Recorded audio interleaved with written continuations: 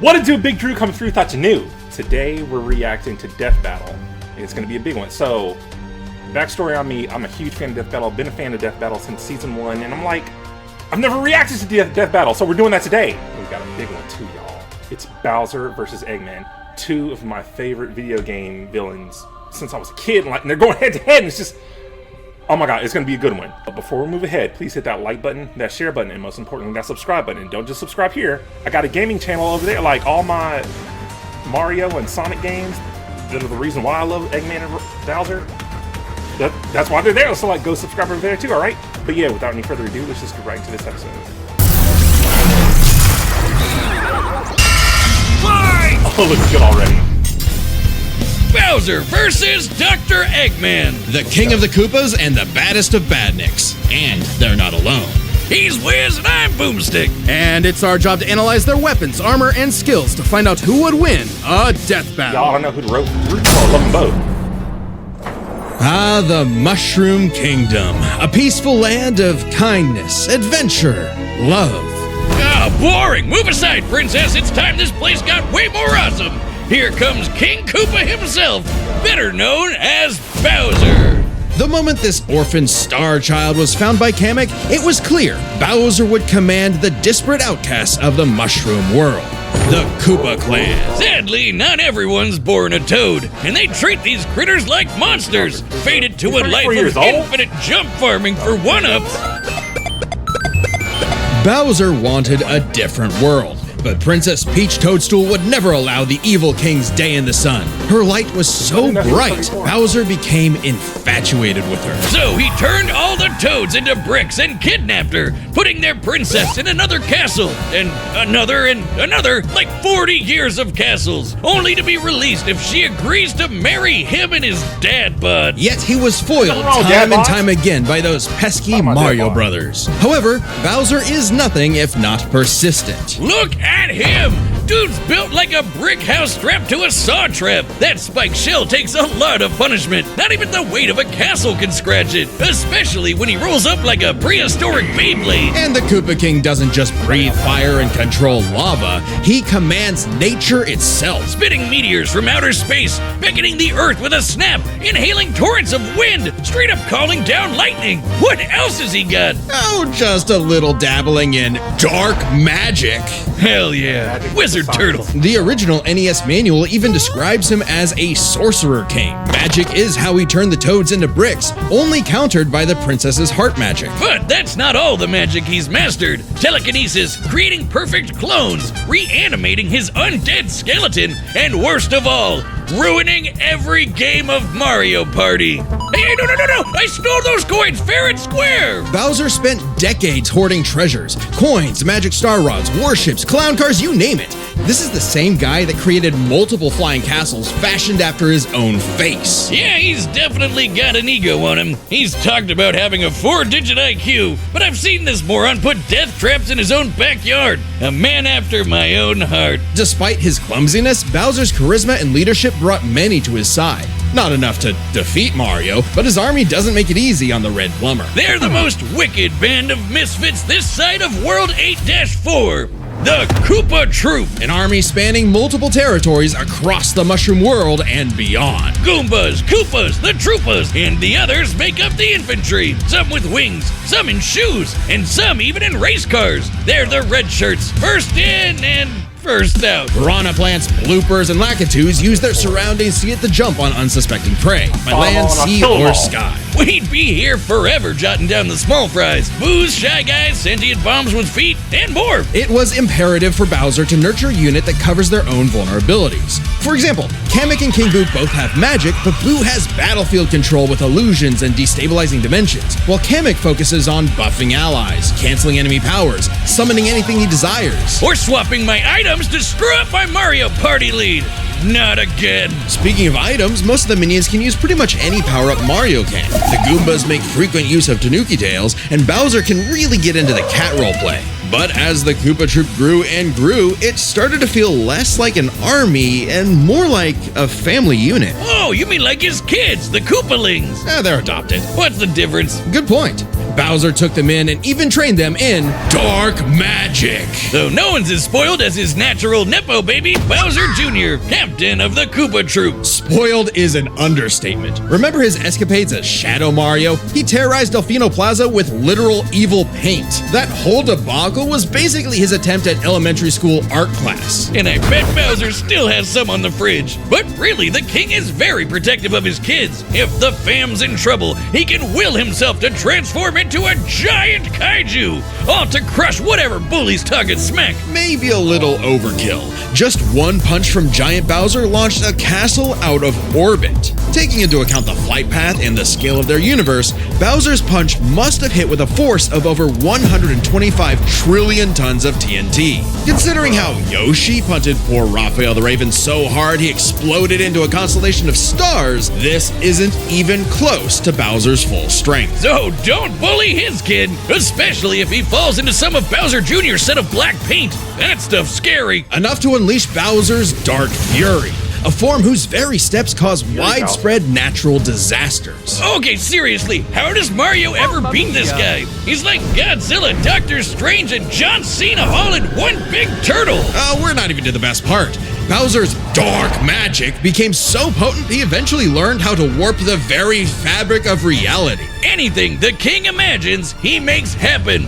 He turned all of Yoshi's Island into a storybook. And remember those painted worlds in Mario 64? Yeah, he made those. And the staircase that goes on and on and on and on and on and on and on. Oh God, does anyone know how to BLJ? He also stole ultra-powerful items like the Wonder Flower, which can mold reality like Play-Doh, and the Dream Stone, which can be used to wish someone out of existence. But his most iconic thefts are those big shiny power stars. Don't judge a book by its cover. Infant power stars, aka Lumas, can become whole galaxies. They also ferried Mario across the universe in 3 seconds. That's 489 quadrillion times light speed. Obviously, the Big Daddy Grand Stars are even crazier. Bowser used one to power his space kingdom, but then guess who showed up to ruin everything? It's a him! And when the Grand Star was freed, it caused a chain reaction that destroyed the entire universe via a massive black hole. Thanks, Space God, that Rosalina showed up to save the day. Not that Bowser needed saving. He's been swallowed by another black hole and thrown into a star that went supernova. Imagine if this crazy OP fire turtle had to fight himself. Oh wait, he did, and he beat the hell out of him. With all this power, it's a wonder he still hasn't conquered the Mushroom Kingdom. Perhaps it's because his visions of grandeur were never really what he sought. Surrounding him is a crew of outcasts and miscreants like him, ride or dies that can't be swayed against him. Oh, are you saying he's secretly happy because he's got a big monster family now? Yes, but also when they actually worked together, they legitimately conquered most of the known universe. So he's a baddie through and through who will teleport through space and time to show you what's what. Because he's no ordinary Koopa. Make way for the king! Citizens of Earth, lend me your ears. Imagine a world of endless possibility where people are free as the wind. Isn't it disgusting? Now imagine a better world, one with proper guidance and the technology to bring about global peace. But whiz, only a brilliant mind can make that happen. Not just any brilliant mind, he's a genius at heart who knows the dangers within. He's Ivo Robotnik. Dr. Eggman! As a mad scientist myself, his story is my inspiration, just as Eggman's was his grandfather, Gerald Robotnik, who sought to create world peace through technology. But then his beloved granddaughter, Maria, was killed by the Guardian Unit of Nations, better known as... Gun! They're freaking called G-U-N. Anyway, Lil Eggy grew up a lonely narcissist because all his family talked about was Maria this, Maria that. Boo-hoo! Neglect and envy tainted Ivo's goals of following Gerald's footsteps. He distanced himself from his grandfather's legacy. Instead of bettering the world, he would conquer it to get the attention he deserved. No, you mean craved. Desperately craved. Tomato, tomato. You just said it the same way twice. He aimed to establish Eggman Land, a capital of science. And this paradise would have worked just fine if not for that blasted Sonic the Hedgehog. For years, Eggman's plans literally blew up in his face. and he's a very sore loser. But just like any good experiment, the doctor did more testing, seeking better results. He's created plenty of knickknacks to terrorize the world with. A laser gun, a cloning ray, mind control cannons, a flying armada, typical evil scientist stuff. Then there's the big ones. He invented a spatial displacement trap, which, while online, scatters a target's atoms across space. Oh, and then there's the metal virus, which transmutes organic tissue into living metal zombies. It's so deadly, it created a plague that nearly wiped out all life on Earth. Shame Eggman never made himself immune to it. That's a whoopsie. And when he's not duping you with decoys, he's riding in style with the Eggmobile. It's lightweight for maneuverability, but tough enough to withstand moon-sized explosions and even the center of a black hole. I mean, it's kinda lame looking, but he can plug it into big bad mechs like the Egg Walker or the Death Egg Robot, whose giant laser once obliterated 77,000 cubic meters of rock in an instant. That's like having an atomic bomb in your pocket all the time. Oh, okay, maybe this guy's pretty cool. Eggman built machines for a long list of combat situations. Some look like knights, others use extraterrestrial sources like the Wisps, and then there's the orbital bases, like the Death Egg. The reference is obvious, but Darth Vader's version is like a toy compared to the Death Egg, which can annihilate stars. Woof! A whole constellation gone in one shot. That's not to say Eggman doesn't enjoy scrapping with blue hedgehogs himself. Enter the Egg Dragoon. Hell yeah! The rawest of the battle mechs. It's got electric drills. It's got ice missiles. It's got a whole lot of bullets. My God, Wiz. I need it. And don't forget, Eggman built all of these things himself. Maybe world domination is in his grasp yet. One problem. Eggman's a turbo loner. No hobbies, no friends, no wife, no nothing. Come on, he has friends. I mean, he's a feminist. What? Oh, okay, maybe not, but what about Infinite? Sure, they might have joined forces over a mutually sought revenge against Shadow, but it counts. Sort of. Who needs friends when you can build friends? Obviously, Eggman has a tough time collaborating with others, so he just built his own army instead. The Eggman Empire. The Badniks are mass-produced foot soldiers, buzz bombers, crab meats, caterkillers, egg robos, and don't forget those cute little moto bugs. The Badniks may seem simple, but they're led by an elite, multi-talented unit. The hard-boiled heavies. Really leaning into the egg thing, huh? The army has a wide variety of troops, even your classic comedy duo with Orbot and Cubot. They're Eggman's assistants and immense disappointments. Every genius has their duds. Hey, at least they're not Scratch and Grounder. But that's why he's made top-notch bots modeled after the Sonic cast, like everyone's favorite robo-faker, Metal Sonic. Metal Sonic has the most horsepower in the Eggman Empire. He has the moves and speed of Sonic and then some. He's had his rebellious phases, but Eggman's reprogrammed Metal to better follow his commands. Additionally, when upgraded to his Neo form, Metal Sonic could copy biological data, including unique powers like Shadow's time stop technique, Chaos Control. He could even copy Silver's psychokinesis, and with enough chaos energy, he powers up into Super Neo Metal Sonic. Though everything would change with the appearance of the Phantom Ruby. One of many trump cards at Eggman's disposal, the Phantom Ruby alters reality by manipulating perception. Basically super OP illusions, but in Infinite's hands, it's a weapon of mass destruction. I don't know how illusions translate to body replicas, changing gravity, or making a fake sun, but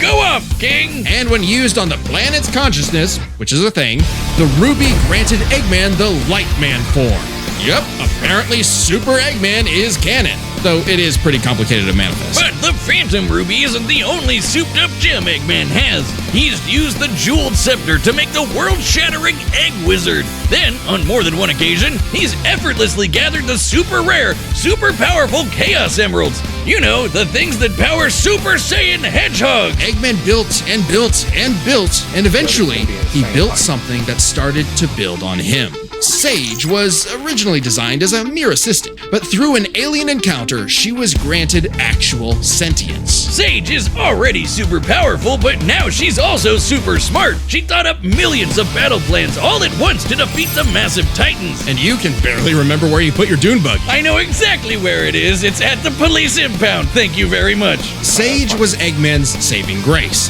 He had previously found machines with personality lacking, but Sage's great adequacy in serving her function provided Eggman with something that, for the first time, he'd hate to lose. In essence, a sort of daughter. So, like any good dad, he gave her the keys to his car, his spaceship, and his orbital death ray. Hell, now she controls the entire army. And this frankly unheard of trust from Eggman became crucial in defeating the End, a primordial entity so mighty even Supersonic struggled against it. Their battle can only be described as peak fiction, because charged by 7 Chaos Emeralds, Supersonic's no joke. The power of one emerald can shift continents. All 7 together can shift the universe. And kill some pretty terrifying bosses, like Eggman's Time Eater, which ripped apart space-time like tissue paper. In short, Chaos Emeralds give thoughts power. With them, Eggman's best machines can run indefinitely while matching the greatest powers ever seen. Like when 3 supers battled Solaris, who tried to destroy time itself. Solaris extended its chaos across multiple timelines in about 20 seconds, or 73 quadrillion times light speed. It's funny though, while Eggman's smarts have sort of defeated Sonic here and there, he's pretty effective when he teams up with the Blue Blur to save the world. Well, recall how Professor Gerald was a good person before losing the granddaughter he loved. In Eggman's case, now that he has Sage, perhaps a similar story is playing out in reverse. Nah, Eggy will always have a harebrained scheme behind his cufflinks. So watch out, critters and plebeians of the world. He is the Eggman, and he's got the master plan. All right, the combatants are set. We've run the data through all possibilities. It's time for a death battle! I don't know who's gonna win, y'all.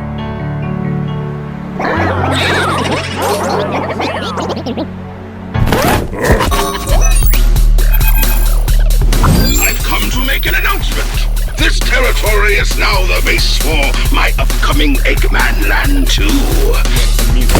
What a joke! I am Dr. Eggman, your new genius overlord. Get a load of this!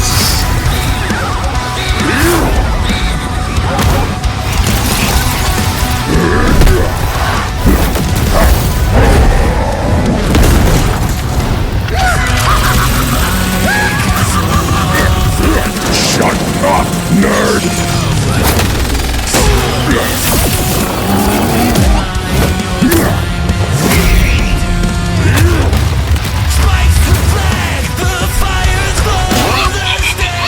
You call these toys an invasion force? Let's see Toads do better. That's a decoy, idiot! Infinite! This power is without peer. It is the ultimate strength.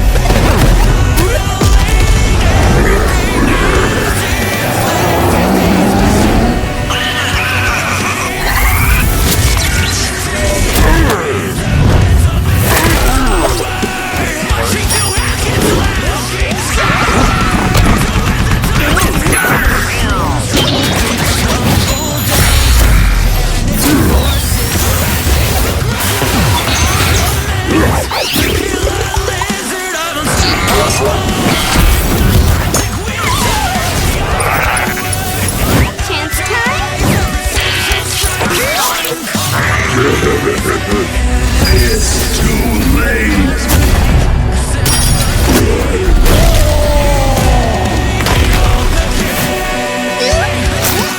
All according to plan. You've lost the battle before it has begun. Excellent work as always, Metal. Ready to wrap this up, Sage? As you command. You know what they say, the more the merrier. Showtime.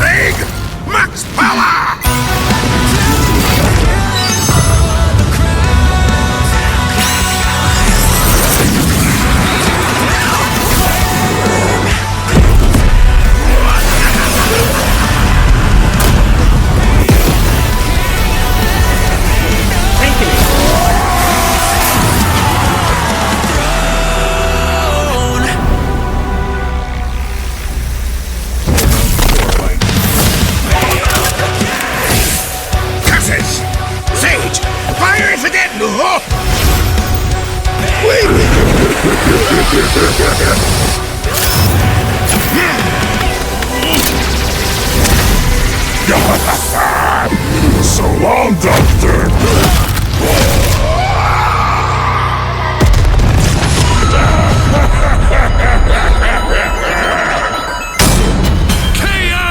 This war was not an easy one to win, which might seem surprising given how the Sonic series is not afraid to show how tough its cast is, while Mario's comes across as more cartoony. But as it turns out, Bowser had everything he needed to take Chrome Dome down. Strap in, this one's a lot, so we'll break it down into 5 categories. First up is physical stats. Bowser pretty handedly outmatched any of Eggman's usual mechs, like the Egg Dragoon or the Death Egg Robot. The Death Egg Robot could level cities. Bowser could punch a castle out of orbit. The Death Egg could destroy stars, but Yoshi could match that level of power, and Bowser's strength is certainly above the green dinosaurs. Plus, while both Bowser and Eggman's tech survived black holes, Bowser's was much larger. So, he may win stats, but this could change with their powers. With so many items and minions, that could make all that a moot point. Aside from power-up items, both could manipulate minds, create duplicates, and alter space-time. However, Bowser had a significant edge in having access to the majority of his abilities at all times. Yeah, Eggman can do some crazy stuff, but only across different mechs, fortresses, or space bases.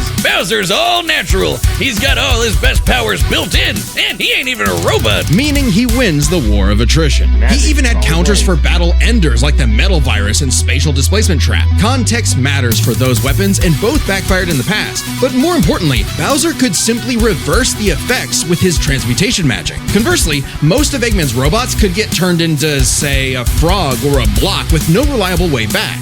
Bowser takes the edge in powers. But definitely not for intelligence. Come on, you have a 4-digit IQ, Bowser? Really? That's cute. I mean, don't get me wrong. Bowser's not an idiot, usually. Just really, really clumsy. Poor fella. Meanwhile, Eggman's an engineering genius who rarely ever gets bested by brains. Easy dub. Now, let's talk trump cards. As in, items so powerful they could decide the entire outcome on their own. The Phantom Ruby was super dangerous, but specifically targets perceptions. Unlike Bowser's Wonder Flower, which mucks up reality for real. The Ruby affected a whole planet, but the Wonder Flower had the power to alter the universe. Also, the Dreamstone's ability to wish anything out of existence would have no problem cleaning up Super Neo Metal Sonic or Time Eater. Their most prized possessions was a tougher call. Together, the Chaos Emeralds can break the universe, but so can the Grand Stars. Arguably not as much given the Emerald scaling to Solaris, though Power Stars and Grand Stars are far more plentiful. Clearly, this is getting fairly abstract, and both had multiple options that could win the day instantly.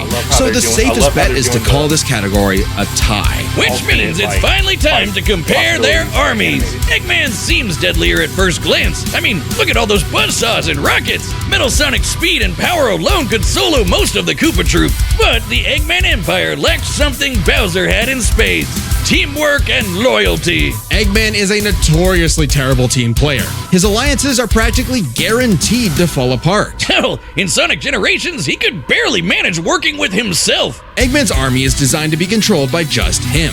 To Eggman, it's harder to command those with free will, hence his rivalry with the free-natured Sonic. Meanwhile, the Koopa Troop follows Bowser because they actually like him. They train really hard to cover each other's weak points, giving them plenty of advantages as this war progressed, like battlefield control through King Boo's magic and Bowser Jr.'s paint. And since the Koopa Troop doesn't rely that much on technology, Sage's hacking potential had little use. Also, secret weapon? Kamek is kinda busted, canceling Metal Sonic's power copying, stealing the Phantom Ruby, and potentially swapping the Chaos Emeralds were huge game changers. Add on that Bowser and his army can use any Mario power-up item, and they had millions, no, billions of combinations that the Eggman Empire just could not actively plan against. Even with Sage's millions of plans to take down the Titans, she thought them to be unbeatable, which Sonic proved was incorrect. Just comparing their conquests makes it clear. The Eggman Empire took over the whole planet, but Bowser's troop conquered most of the universe. Eggman was no pushover.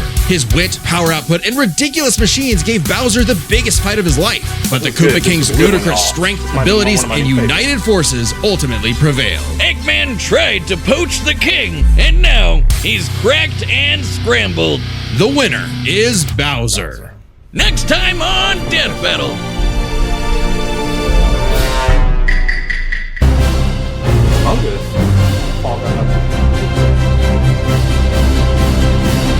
Subscribe and join as a member to see more Death Battle. Thanks for watching. I'm gonna have to react to that one too.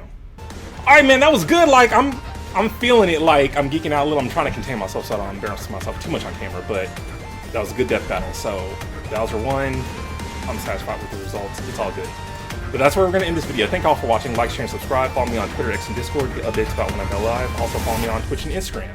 Twitch is where I primarily live stream. Instagram's where I share cool memes and stuff, right? Also got Threads and TikTok. All the links down below. And don't just subscribe here, but the channel that should have popped up right there in that corner, right there. Subscribe to my gaming channel. That's where we fight Bowser and Eggman ourselves, you know? Like, that's what we do, all right? But yeah, thank y'all for watching, and I'll see you next time.